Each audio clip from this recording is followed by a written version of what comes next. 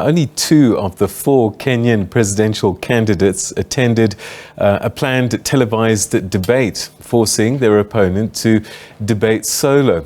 In the sessions divided into 2, Professor Wajackoyah and former Prime Minister Raila Odinga snubbed the debate.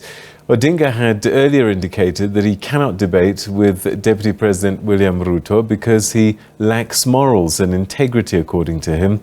Well, Sarah Kimani has more for us on this story. How are you, my good brother? Salama. Very good. Deputy President William Ruto arrived at the venue of the debate with just a few minutes to starting time. Well, I think that's a question that you should ask him, but I don't know, maybe it demonstrates that he doesn't have clarity on what he wants to do in Kenya. Maybe it means that he's run away because he cannot answer probably some of the questions that are going to be asked here. And I don't think we should keep up on him. I think maybe he might show up. With his main opponent, Raila Odinga, having made good his threat to stay off, he stood next to an empty podium and fielded questions from the 2 moderators. Your Excellency, Deputy President, Honorable Ruto, thank you very much for honoring Kenyans. It was a time to account for statements that he has made on the campaign platform, from issues on public debt. What we cannot entertain as a country is a position that we cannot pay. We are in a position that we can't service our debt. We cannot, we need to go out there and renegotiate our debt. I think that would send the wrong signal. To allegations that he is corrupt and what he will do when elected, Ruto's day at the public court not an easy one.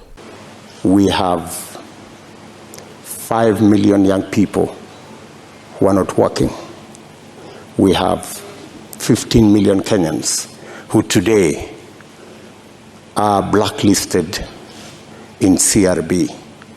We have 10 million citizens who have no access to credit in the micro and small enterprise sector. And I believe I am the candidate with a plan to be able to get Kenya to the next level.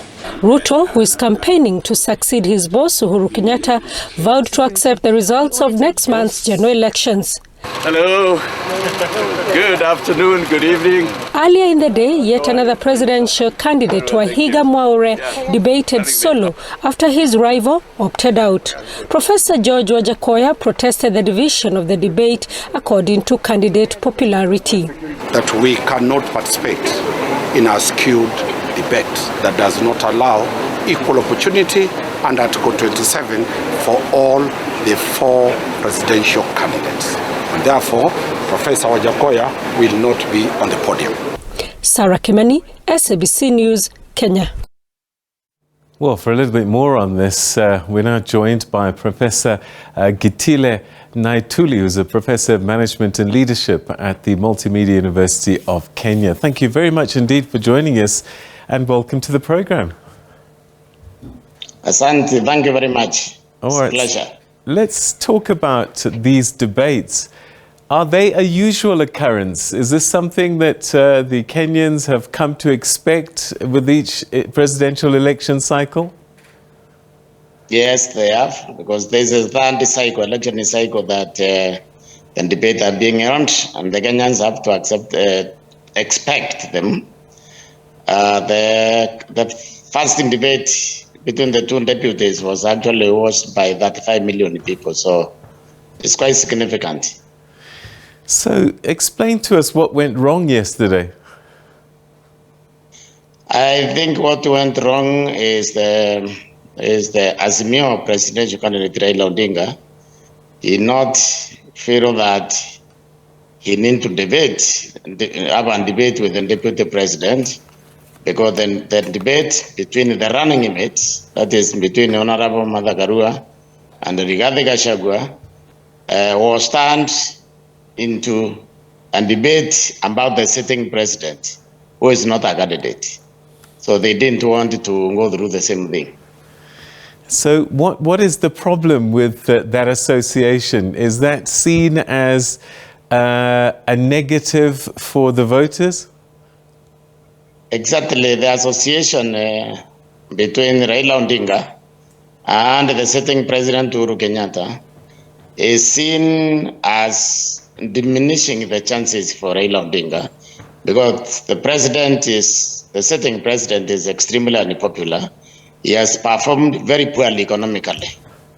And as a result, when you turn the debate around and imagine now that you are debating the sitting president because he has endorsed Raila Odinga, and then you have a problem because people simply don't want to hear anything about the sitting president. But then how does one explain you have a deputy president who was part of that administration that failed?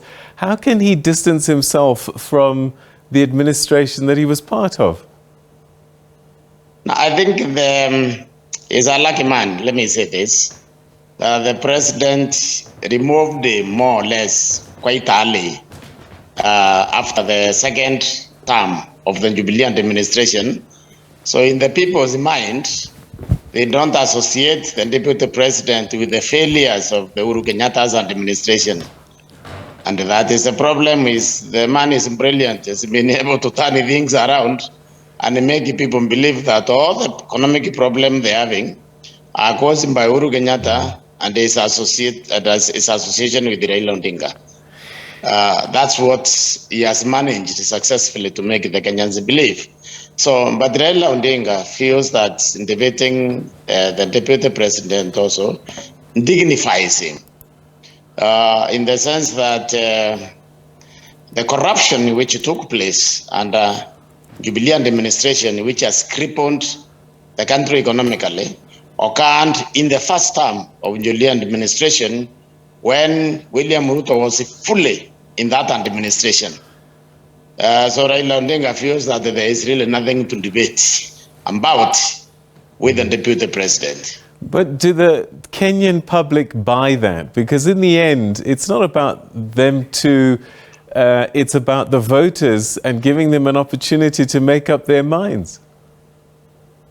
The Kenyan public is extremely gullible. I think either lack of education, lack of political education, and so on. So there is a sown into the William Ruto's, the deputy president's campaign strategy, which is being go to groups, says that we set aside 15 billion for women group, 100 billion for this, several billions for that. So William Ruto has promised them to solve all their problems with the money which he does not have. And the voters actually believe he has that money. They don't know that they are looking at a bankrupting government, bankrupted by corruption. They don't know that. They think he can actually sort their problem. The campaign strategy for UNDA, which is the deputy president's party, is they have a manifesto which is fairly detailed and good, if you ask me. But then it falls in the class where my 21-year-old son calls true lies. You say you set aside 200 billion for small and micro enterprises, but you know you don't have that money. But you zero tell the voters you set that money aside.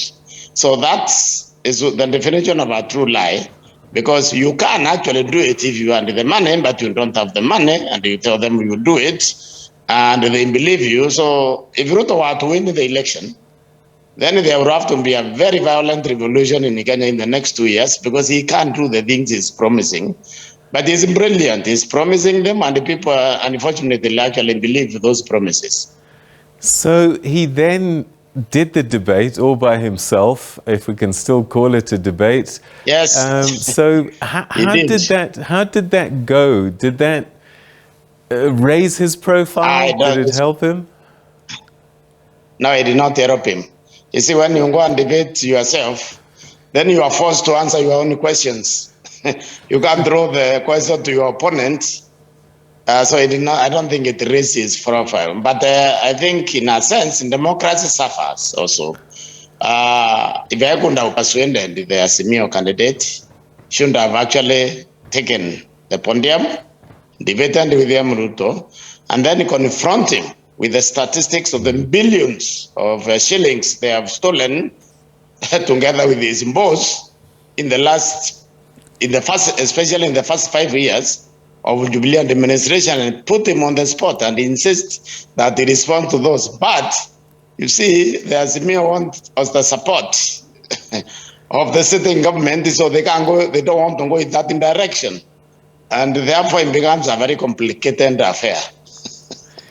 Because if you went into that direction, yes, can either of them, if they agree, can either of them deal with corruption in Kenya? It seems like such a deeply entrenched behavior. It's unfortunate that it's so entrenched as our culture, because we started our republic in a very bad way. The first president, Jomo Kenyatta, if you ask me, was just a common criminal, a crook actually, who could have been robbing in banks, but we gave him the country to rob. So he grabbed the land, grabbed the things, established basically the culture of impunity. So when Daniel Arap Moi came, the second president, he translated that bad behavior into a culture. We are now living that culture. It is absolutely entrenched. It's difficult to deal with, but it can be dealt with. If Raila Odinga were to take power, given his history in a struggle for democratic space, in the struggle for good governance, with Martha Karua, who is his running mate, then it's likely for these people to confront corruption. But I don't think the Deputy President can do anything about the corruption. If anything, I think he will enhance it. All right. Unfortunately, we've run out of time. Thank you so much indeed. Always good talking to you. Asante sana kwa muda wako. Thank you, Asante. Thank you. Have a good evening. All right. That's Professor Gitile Naituli, who's a Professor of Management and Leadership at the Multimedia University of Kenya, saying that sadly, the Kenyan population fairly gullible when it comes to these issues, and a lot of people are just buying into what these politicians are saying. And he says that the Deputy President is promising things he just cannot deliver.